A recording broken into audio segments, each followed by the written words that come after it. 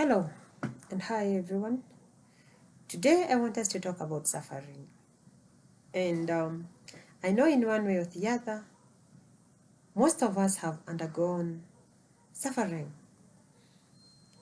in our lives when we are born, when we are growing, and when now we are adults.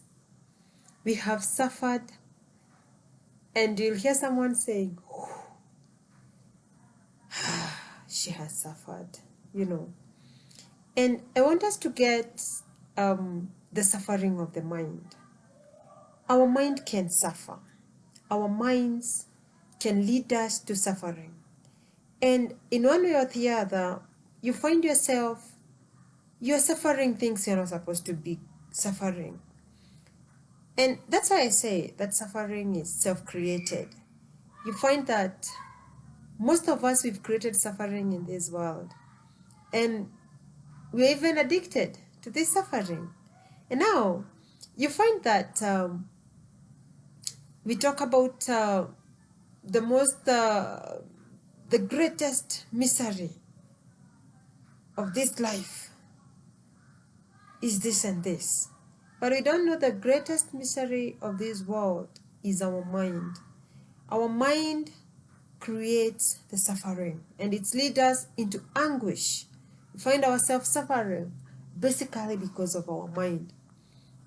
Now, let me give you an example of the today's world that we are living in. We are living with people who are under depression, who suffers anxiety. Others are even on an extreme level of being the one we say mad because of the mind. If we are not able to control this tool that we were given by God, this tool will lead us to suffering, and we will leave this world saying that this is a world of suffering. I'm really suffering. Let me give you an example and tell you that, for example, you loses your wallet. And once you lose your wallet, you start saying, why was I so careless? Why didn't I put it so right? Why didn't I do this and this? You are anguishing your mind. You are blaming yourself. You are asking yourself so many questions. You are suffering.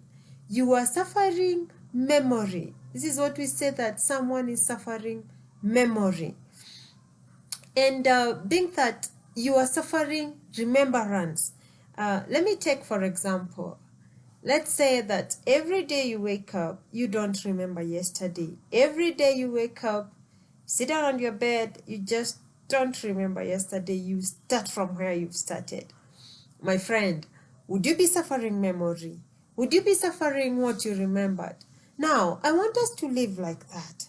I don't want us to remember things that happened in our childhood, things that happened 20 years ago. You failed an exam 10 years ago, and you're still suffering the failure of an exam that took place long time ago. You're still suffering the failure of losing something so many years ago, something that you lost yesterday. What if we just say, oh, I have learned my mistake, and I will do this and this to protect my wallet. Yeah, you say, my childhood was so difficult, and my childhood traumas, I will not sit down and think about what my parents did to me. I will not sit down and think what my siblings did to me. I will sit down and think of the way forward. The best thing is us living in the present. Let us live the memories. Let us stop living in the past. We are making a very great mistake when we are living in the past, when we cannot be able to move forward. And I always give an example of a person who holds on to past things. It's like a person who carries tomatoes on their back, and they're walking with their tomatoes that are already spoiled. Because remember, tomatoes are perishable and they can spoil any time. And 10 years, 20 years, they're still carrying the tomatoes. The tomatoes are spoiled, they're smelling. Who would want to come near that person? That is the person I'm trying to talk about. A person who holds on to their past, who cannot let their past go, who holds on to so many memories, heart memories, that they cannot be able to sit around normal people. They cannot be able to sit around people who are clean, people who don't have those past issues. Why don't we forget today? Why don't we sit down and think, I think I can do it without putting the suffering in my mind? Why don't we put those thoughts away?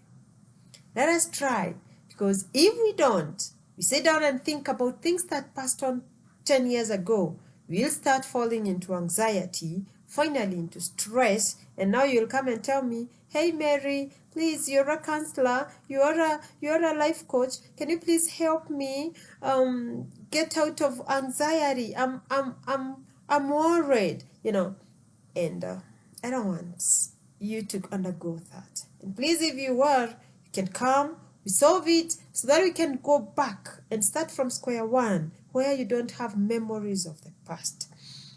Memory is good. Memory is good. It's good when it's not making you suffer. Just imagine you suffering your mind. And I always tell people, always take control of your mind. There's nothing difficult with you taking control of your mind. And you know what?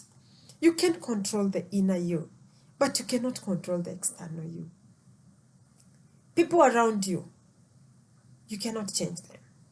Things around you, it's very difficult. You cannot go it 100%, but you can go 100% controlling your mind. You can go 100% dealing with your mind. And by the way, I always say that the mind is a machine. It is like a phone, just a phone like this. Phone like this. Your mind is just like a phone. And you need a manual on how to use it. You need a manual on how to work with this mind. Otherwise, you'll make so many mistakes, so many of them. Trying to press this keyboard, oh, it's not working. Trying to press the other one, it's not working. What do I do? You need to know the manual of your mind. You need to read through it and be able to work with your mind.